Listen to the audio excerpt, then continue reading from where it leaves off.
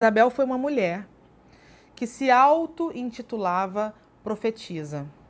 Mas, na verdade, Jezabel ela era adoradora de Baal, né? E de todos os deuses que envolvem esse nome Baal. E Jezabel foi o símbolo da contaminação do povo de Israel. O rei Acabe, que foi o seu marido, né, que era de Israel, ele foi o pior rei que houve em Israel. A palavra de Deus diz que ele foi o rei que mais desagradou o coração de Deus, que mais entristeceu e causou ira no coração de Deus, porque Acabe trouxe contaminação para dentro do povo de Israel quando ele se aliançou com Jezabel, né? Então existe muito grave quando a gente, por exemplo, se casa com alguém que não tem o mesmo coração, né? O coração em Deus, o mesmo temor, o mesmo tremor. É diferente de quando você já é casada, por exemplo, com um homem que não conhece o Senhor e você se converteu, né? Então, no meio do caminho você conheceu Jesus, ok. A palavra de Deus fala que o Senhor santifica esse relacionamento, que esse homem é santificado pelo Senhor, né? Porque há casos e casos, há contextos, né, onde as coisas acontecem. Mas quando nós conhecemos ao Senhor e a santidade de Deus e os valores do reino de Deus são os valores que guiam a nossa vida, é muito sério quando a gente toma a decisão, por exemplo, de se casar com alguém que está completamente fora desse contexto, né? Isso, para mim, põe em questão até onde realmente vai o temor do Senhor no nosso coração, porque isso, mulher que está me ouvindo, se você é solteira, se você está num momento decisivo da sua vida em relação ao seu casamento, tenha muito temor e tremor. Tenha temor e tremor, porque isso pode te causar muitas dores no futuro, tá? Não case pela emoção, ouça a voz do Espírito Santo. Então Acabe se casou com Jezabel e ele trouxe para dentro de Israel toda essa contaminação. Jezabel trouxe todos esses deuses, né, que eram abominação ao Senhor. E a forma de adoração a esses deuses eram terríveis. Uma das formas de adoração a Baal era o sexo. E é o sexo explícito, o sexo em grupo. Então era algo muito sério, era algo que envolvia prostituição, e isso é uma forma, a prostituição uma forma, aliás, a idolatria diante de Deus uma forma de prostituição. Né? Deus chama a idolatria de prostituição, muito interessante isso. Porque Deus entende que a adoração e o relacionamento com Ele é como a relação sexual. Quero que você entenda bem o que eu estou dizendo, porque é uma relação íntima. O nosso relacionamento de adoração ao Senhor é um relacionamento de intimidade. Assim como o noivo e a noiva, né, que se amam, assim é Deus e o seu povo. Assim é hoje Cristo e a sua igreja. Então a nossa relação de adoração, a nossa relação de intimidade com Deus é tão íntima quanto uma relação sexual, né? É exatamente essa comparação que Deus faz quando ele diz que quando o povo de Israel adorava outros deuses, era como se eles estivessem adulterando. Jezabel era essa mulher que se auto-intitulava profetisa. O poder que ela tinha sobre o marido dela, Acabe era um homem sem postura, ele era um homem sem autoridade. Ele era um homem que não entendia o papel dele nesse relacionamento. Então Jezabel, ela era esposa dele, mas ela dominava, ela mandava geral. É a história de Jezabel e Acabe, né, desde o casamento deles até a morte de Jezabel. Você vai ver momentos em que Acabe ficava, por exemplo, ele teve um certo momento que ele quis comprar uma terra e o dono dessa terra negou a ele, né, vender essa terra para ele. Então ele ficou frustrado, ele ficou chateado por não ter podido comprar aquela terra e ele vai se lamentar com a esposa.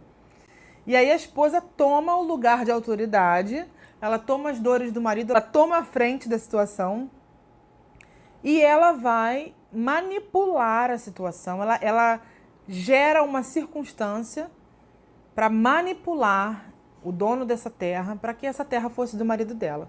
Então, uma das características de Jezabel também era a manipulação. Ela, como Acabe não tinha autoridade, então ela assume esse papel de autoridade. Ele era completamente passivo, né? Ele era completamente conivente com as atitudes de Jezabel, né? E ausente do seu papel. Então, toda vez que esse espírito atua, toda vez que Jezabel atua, há por trás um Acabe. Há uma circunstância onde falta autoridade, onde falta que alguém assuma esse lugar de autoridade, de poder, né, de liderança. Então, a história de Jezabel termina muito mal. Ela foi a mulher que perseguiu Elias, né? Ela matou muitos profetas do Senhor, né? Ela perseguia os profetas. Então, essa é uma outra característica desse espírito, né? Ele persegue o profético. Tá? A gente vai ver isso em Apocalipse, de um outro olhar em Apocalipse. Então, Elias fugiu, se escondeu, né, de Jezabel. E o final de Jezabel é terrível. O final de Jezabel, ela tá no alto de uma torre e ela é jogada lá de cima dessa torre. Ela cai e se espatifa, né, no chão e os cães comem a sua carne. Só sobram os pés e as mãos. Então, ela era odiada pelo Senhor, né, por tudo aquilo que ela trouxe que contaminou o povo de Deus. Quando a gente olha lá em Apocalipse, a gente vê em Apocalipse no capítulo 2, eu vou abrir aqui para a gente ler, porque é muito interessante esse texto. Está em Apocalipse 2, a partir do versículo 18. Esse texto é o texto que João traz toda uma revelação para a igreja, né? Às igrejas. Então, são as 7 cartas às igrejas, né, do Senhor. E Jezabel está presente a partir do versículo 18, Apocalipse 2, 18, quando João fala com a igreja de Tiatira. E ele diz assim, eu vou ler aqui, depois você pode ler também na sua casa. Ao anjo da igreja em Tiatira escreve, assim declara o Filho de Deus, cujos olhos são como chamas de fogo e os pés como bronze reluzente. Conheço as tuas obras, o teu amor, a tua fé, o teu ministério e a tua perseverança. Bem como sei que estás servindo muito mais agora do que no princípio. Então, entenda bem, a igreja, assim como todas as igrejas que receberam, né, uma palavra profética, né, João foi usado como um profeta aqui para trazer revelação, todas as igrejas tinham boas características. Antes de trazer correção, o Senhor elogia os pontos positivos dessa igreja. E se a gente olha a igreja de Tiatira, nossa, é possivelmente a igreja perfeita. Conheço as tuas obras, teu amor, a fé, o ministério, a perseverança. Você está servindo mais agora do que antes, do que no princípio. No entanto, porém, tenho contra ti o fato de que toleras Jezabel, aquela mulher que se diz profetiza, porém, com seus ensinos, induz os meus servos à imoralidade sexual e a comerem alimentos sacrificados aos ídolos. Concedi-lhe tempo para que se arrependesse da sua prostituição, mas ela não quer arrepender-se. Portanto, eis que farei adoecer e enviarei grande aflição sobre aqueles que com ela cometem adultério, a não ser que se arrependam das suas más ações. Então, e aqui continua, né, no versículo 23, matarei os seguidores dessa mulher e todas as igrejas saberão que eu sou aquele que sonda a mente e os corações e, portanto, retribuirei a cada um de vós de acordo com as vossas obras. Vamos até aqui por enquanto. Então, é muito interessante esse texto, porque essa mulher, Jezabel, de Apocalipse, não é a mesma mulher que a gente vê em 1ª e 2ª Reis. Aquela Jezabel já tinha morrido. E olha que coincidência, que interessante. Aqui nós não podemos afirmar se essa Jezabel, que Deus está falando aqui no texto de Apocalipse, é realmente uma mulher que se chama também Jezabel e tem as mesmas características daquela Jezabel, porque são as mesmas. Ela também se diz profetiza, ela também induziu o povo de Deus à imoralidade, assim como aconteceu lá, né, no reinado de Acabe. E é muito interessante isso. A impressão que eu tenho é que aqui, na verdade, ele está usando uma figura para denunciar um espírito, tá? Se por acaso essa mulher, Jezabel, realmente se chamava Jezabel aqui, não há dúvidas de que o mesmo espírito que operava sobre a vida dessa mulher operava também na vida daquela primeira Jezabel. Então, uma vez que se trata de um espírito, uma vez que se trata de uma influência, porque ele diz aqui no versículo 20 que essa mulher que se diz profetiza, ela, quer dizer, ela se auto-intitulava profetisa, ela com os seus ensinos. O que são os ensinos? Além dos comportamentos, os ensinos falam de uma cultura. Os ensinos falam de um pensamento, falam de uma mentalidade. Então, com os seus ensinos, induz os meus servos à imoralidade sexual e a comerem alimentos sacrificados aos ídolos. E aí ele fala que Deus fala que ele deu tempo para que ela se arrependesse. Deu tempo para que essa pessoa se arrependesse, mas ela não quer se arrepender. Então ele diz que vai prostrar de cama, que essa pessoa, junto com os seus seguidores, terão grande aflição. Então, queridas, vocês que estão me ouvindo, me assistindo nesse momento, isso é muito sério. Esse espírito ainda opera nos nossos dias. Esse espírito ainda opera na nossa nação, na nossa cultura. A gente olha ao longo da história, em toda a história, esse espírito tenta operar e ele tenta se mascarar, se maquiar de alguma forma. Né? No passado houve, por exemplo, Diana dos Efésios.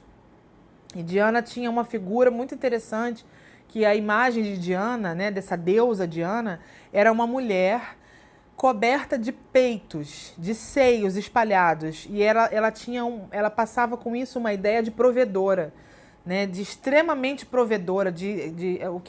Qual o símbolo do seio, da amamentação? É provisão de sustento, né, da vida daquele bebê.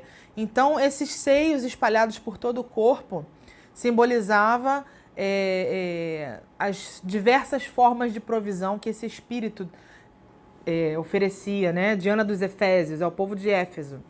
Então, nos nossos dias hoje, a gente olha para a cultura matriarcal, né, que levanta, por exemplo, a imagem de Maria. E Maria, nós sabemos que foi serva de Deus, foi uma mulher escolhida porque era uma mulher especial, mas ela foi escolhida para servir e dar à luz ao Messias. Ela não tem sobre ela nenhum poder, né, e nem autoridade nos nossos dias para operar milagres na vida de ninguém. Mas é interessante que a imagem de Maria não é uma imagem de uma mulher com vários seios, mas é muito interessante porque existe Maria para tudo. Maria para prover tudo. Maria das dores, Maria Aparecida, Maria isso, Maria daquilo. Se vocês lembrarem, né, e eu não me recordo agora de todos os nomes, mas existem várias Marias, né, e ela opera em diversas áreas diferentes. Então a gente vê que é um espírito, é uma influência, uma potestade que opera sobre nações, sobre pessoas, né, individualmente. E aqui no versículo 23 tem algo que me chama a atenção, que ele fala assim: eu matarei os seguidores dessa mulher, e todas as igrejas saberão que eu sou aquele que sonda mentes e corações. Interessante, queridos, porque aqui Deus não está falando sobre a atuação desse espírito nos gentios, nos ímpios, nos incrédulos, naqueles que não conheciam a Deus. Ele está falando sobre a atuação desse espírito na igreja, dentro da sua igreja. E ele fala assim: quando eu matar os seguidores dessa mulher, vocês saberão, todos saberão, que eu sou aquele que sonda as mentes e os corações. Então vamos lá. Isso denuncia, isso mostra que o lugar onde essa Jezabel aqui estava operando tinha tudo a ver com aquilo que ia nas mentes e nos corações. E nós estamos vivendo dias que, de fato, há muita sensualidade, prostituição no meio do povo de Deus. A pornografia entrou no meio do povo de Deus, e não só na vida dos homens, na vida das mulheres também. E todas as formas de contaminação, né? E isso é um sintoma, tá? Eu diria que isso é um sintoma. Isso também é causa da atuação desse espírito, mas é um sintoma, muito mais sintoma. É um fruto de alguém que está debaixo dessa influência. Então, além da característica na área sexual, uma outra forma que esse espírito tem de agir é através da manipulação. Aqui no versículo 20, ele diz assim: com seus ensinos induz. O que é alguém que induz? Né? Induzir não é mandar, induzir não é ordenar. Induzir tem tudo a ver com uma forma de manipulação. né? É uma forma sutil. Como uma mulher induz o seu marido a fazer aquilo que ela quer que ele faça? Ela não faz isso ordenando, mandando, porque não vai acontecer. A mulher faz isso induzindo, manipulando de alguma forma. E a forma de manipulação ela é diversa, né? Então, a forma como esse espírito age tem várias faces, tem várias formas, não só dentro do casamento, como na igreja de Cristo. Então, por exemplo, quando Jezabel se auto-intitula profetisa, né? Por que ela se auto-intitulava profetisa? Por que ela queria ter essa imagem? Se ela não era profetisa, por que ela queria ter a imagem de profetisa? Porque a profetisa, ela passa algo místico, né? A gente lembra das profetas, vamos lembrar das profetas das nossas igrejas pentecostais, né? Das nossas igrejas que são dadas aos dons do Espírito. Então, a mulher que é profeta, ela corre um grande risco de se tornar guru. Ela corre um grande risco de alimentar nas pessoas a imagem de alguém espiritual, de alguém religiosa. E eu não estou de forma nenhuma querendo dizer que as profetas não existem. Óbvio que existem mulheres de Deus, sérias em Deus, que são usadas por Deus. Mas eu quero dizer para você, minha irmã, que é usada pelo Senhor. Cuidado, cuidado. Porque se nós não temos as nossas emoções tratadas, a nossa alma curada, os dons espirituais, os dons proféticos podem se tornar um instrumento de Jezabel, um instrumento de manipulação. Eu conheço muitas histórias de mulheres consideradas profetas de Deus, mas isso também se tornou um peso na vida delas, porque elas tinham que o tempo todo profetizar, elas tinham que o tempo todo ouvir a voz de Deus, serem porta-vozes da voz de Deus para o povo. E muitas vezes Deus não estava falando, mas o peso e a cobrança das pessoas sobre ela induziram essas mulheres a profetizar na carne, a falar coisas que Deus não falou. É o famoso eis que te digo quando Deus não disse nada. E isso é muito sério, né? Muitas vezes essas mulheres que são usadas por Deus, elas carregam um fardo de serem místicas, mulheres totalmente espirituais, que profetizam em todo o tempo. E eu quero tirar esse fardo das tuas costas, se você que está me ouvindo tem vivido isso. Nós não somos o tempo inteiro usadas pelo Senhor. Nós não temos a obrigação de sermos porta-vozes do Senhor na vida das pessoas o tempo todo. Não deixe que a igreja escravize você.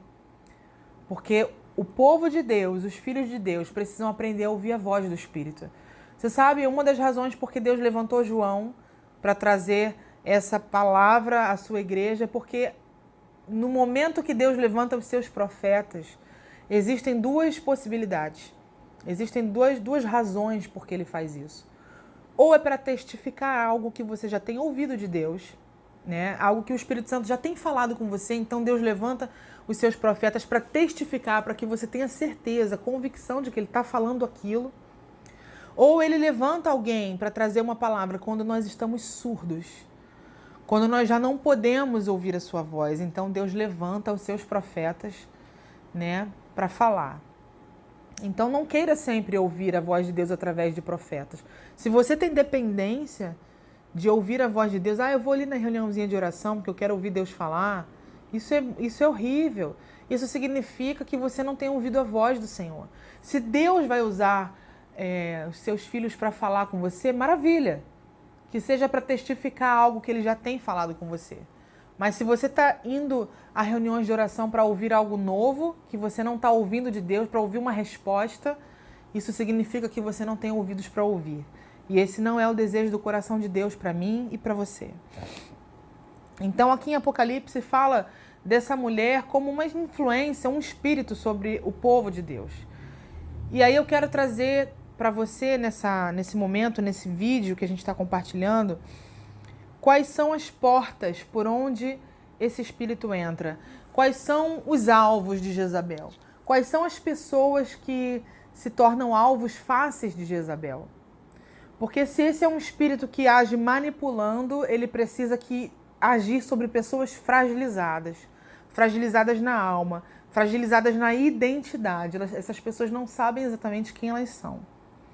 Então eu quero trazer para você aqui uma lista de, de, de causas, de possíveis causas desse espírito entrar e os sintomas e como ele se manifesta. Um dos significados do nome de Jezabel é a rejeitada. É interessante isso, né? Nós não conhecemos a história, a Bíblia não relata a história da vida de Jezabel desde a sua infância, mas o nome das pessoas fala muito a respeito de quem elas são. Por que Jezabel significa a rejeitada? Havia por trás dessa história uma história de rejeição, de alguma forma. E as pessoas que sofrem de rejeição, elas são um alvo fácil de Jezabel. Por que uma pessoa que sofre de rejeição, que tem baixa autoestima, que tem problemas de identidade, são perigosas nos cargos de liderança, nos ministérios proféticos? Por que são perigosas? Porque quem sofre de rejeição, tem baixa autoestima e outras características, essas pessoas têm uma tendência de se autoafirmar. Elas têm uma tendência de buscar com as suas forças a sua posição, o seu lugar. Então, as pessoas que têm fragilidade emocional, elas são facilmente guiadas pelas suas emoções. Quando, na verdade, nós precisamos ser guiadas pelo Espírito de Deus. A Bíblia diz que os filhos de Deus são aqueles que são guiados pelo Espírito de Deus. E qual é a diferença de uma pessoa que possui rejeição, autocomiseração, problemas de identidade?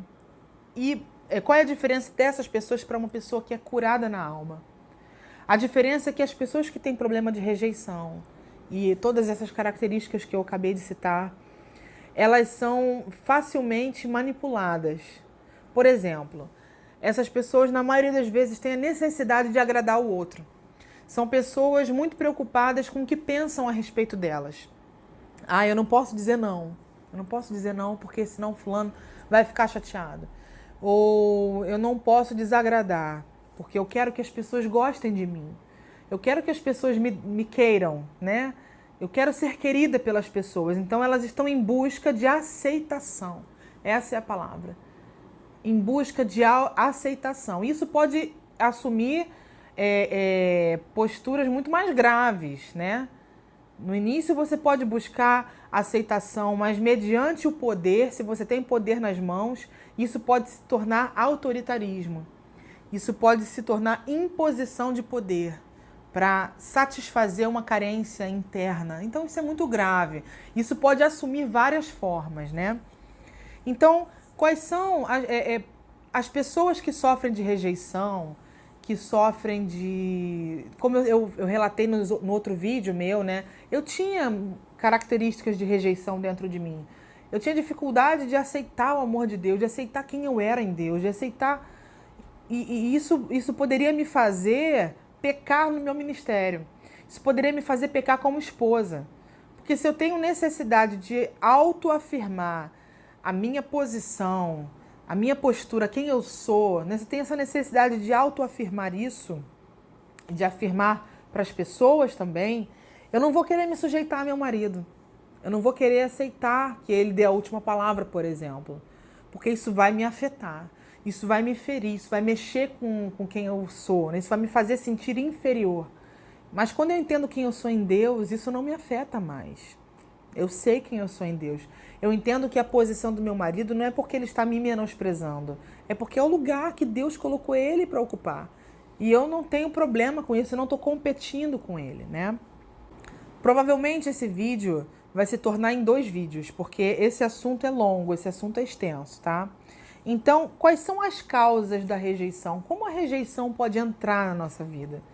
Como ela pode se estabelecer? Muito difícil alguém que nunca tenha sofrido nenhum tipo de rejeição. Ou que não se sinta rejeitado de natureza, porque faz parte da natureza humana esse sentimento de rejeição.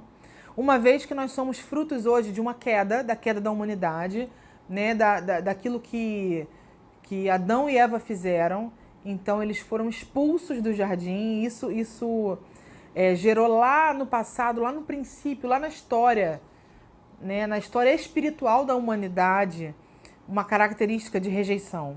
Então, o que acontece quando as pessoas vêm de uma família saudável?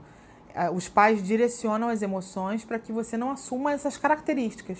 Mas quando você não foi direcionado, quando você sofreu questões e situações na sua infância, então isso está latente dentro de você. E isso pode se arrastar para o resto da sua vida se você não identificar que isso está aí dentro. Então agora eu vou orientar você a passar para o próximo vídeo. Esse assunto é extenso e a gente vai dar continuidade a esse assunto.